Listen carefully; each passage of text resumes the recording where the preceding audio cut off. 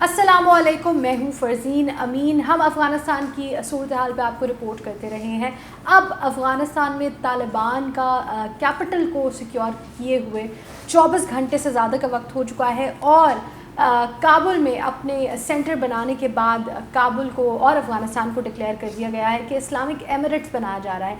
Islamic Emirates को भी बने एक दिन मुकम्मल हो चुका है। इस एक दिन में बहुत बड़ी तब्दीलियाँ सामने में आई हैं, ख़ासकर इंटरनेशनल कम्युनिटी के हिसाब से देखा जाए तो। और आज की वीडियो में हम यही डिस्कस करने वाले हैं कि इस एक दिन में कौन तालिबान के साथ खड़ा है, कौन तालिबान के अगेंस्ट है, और जो वो साथ हैं वो इस वक्त तालिबान के साथ क्यों है। सबसे पहले ज़रा एक सरसरी सी नज़र डाल लेते हैं तालिबान इस वक्त अफ़गानिस्तान की सूरत हाल पर। अफ़गानिस्तान का अगर आप नक्शा देखें तो इस वक्त आपको कम्प्लीटली येलो नज़र आएगा, yellow and orange.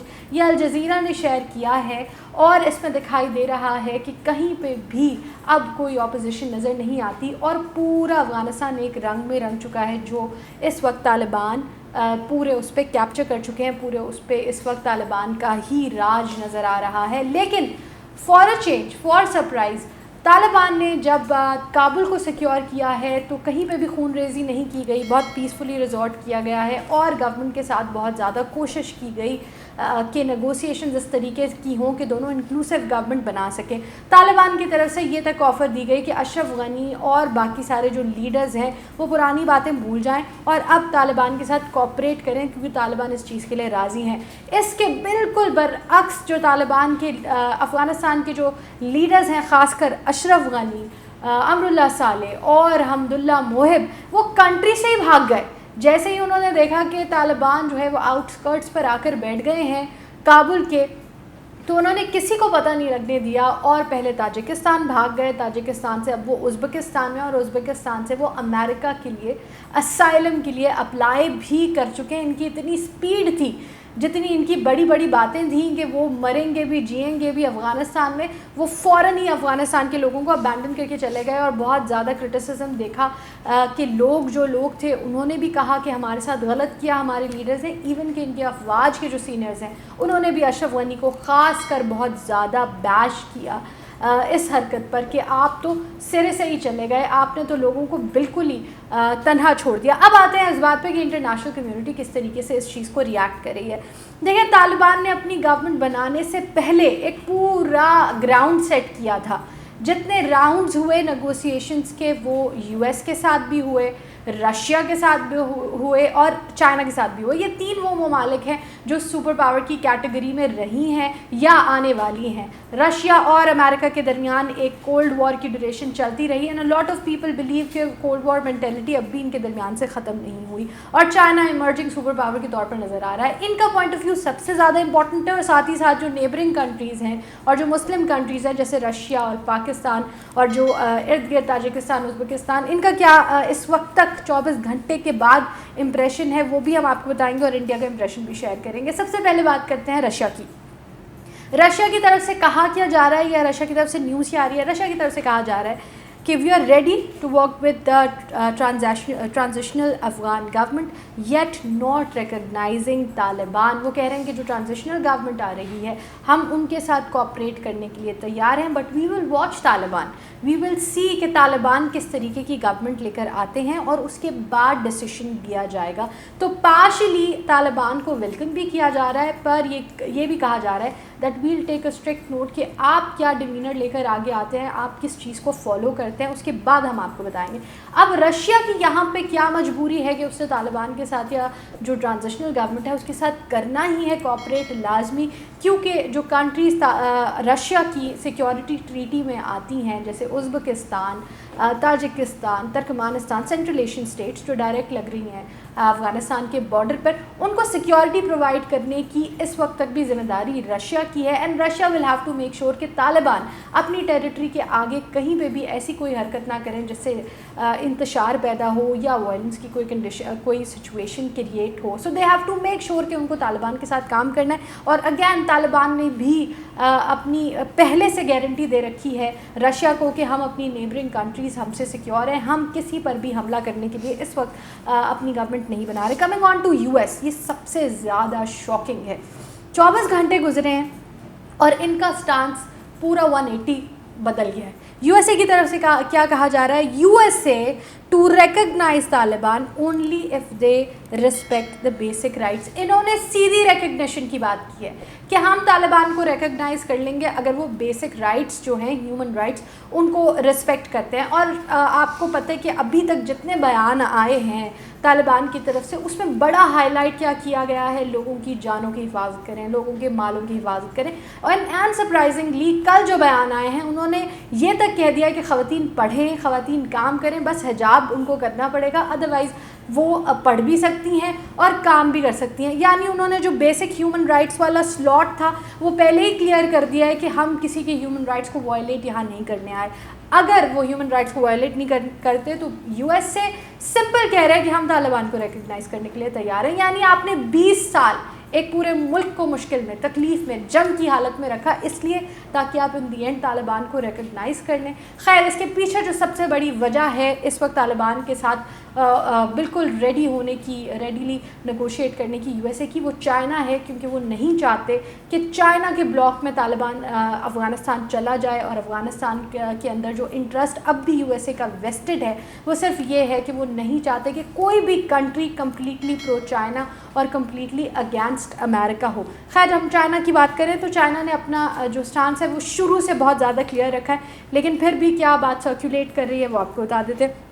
Indian newspapers इसको कैसे कोट करते हैं चाइना की बात को, वो कहते हैं China says ready for friendly relations with Taliban. अब इंडिया ये पोज करना चाह रहा है कि तालिबान चाहे कुछ भी कर लें, चाइना तैयार है तालिबान के साथ बात करने के लिए। लेकिन जब हम ग्लोबल टाइम्स में पढ़ते हैं तो ग्लोबल टाइम्स क्या रिपोर्ट करता है, वो रिपोर्ट करता है China respects Afghans choice, expects Taliban to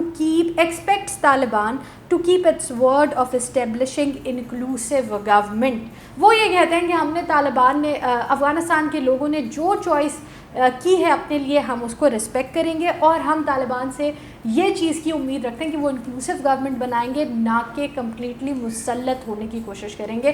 Taliban के बहुत अच्छे नेगोशिएशंस रहे थे बीजिंग में जब वो गए हैं, जब पूरी बातचीत रही है चाइना के साथ। चाइना रेडी भी है नेगोशिएट करने के लिए भी और वहाँ पे इन्वेस्टमेंट करने के लिए भी, but China also has a condition, और वो कंडीशन ये है कि वहाँ के लोगों की जो चॉइस है उसको फौकियत दी जाए और इंक्लूसिव गवर्नमेंट बने, ना कि खाली तालिबान ही ऊपर आए, बल्कि दोनों पावर शेयरिंग को ध्यान में रखते हुए एक इंक्लूसिव गवर्नमेंट को सामने आए। Again China has to make sure कि तालिबान के साथ उनके रिलेशनशिप्स अच्छे हों, क्योंकि बॉर्डर के इस पार पाकिस्तान है, पाकिस्तान में ग्रेट इन्वेस्टमेंट्स हैं चाइना की, ख़ासकर बलूचिस्तान के इस तरफ अगर आप देखें। साथ ही साथ जो सेंट्रल एशियन कंट्रीज़ हैं वहाँ पे जो सिल्क रोड का इनिशिएटिव है, बेल्ट एंड रोड इनिशिएटिव, उसको आगे बढ़ाने की पूरी कोशिशें हैं चाइना की। चाइना अपनी फ्यूल नीड्स को सेंट्रल एशियन कंट्रीज़ के साथ पूरा करना चाहता है, और जब अगर अफ़गानिस्तान में स्टेबिलिटी नहीं होगी या अफ़गानिस्तान में वो हुकूमत मौजूद नहीं होगी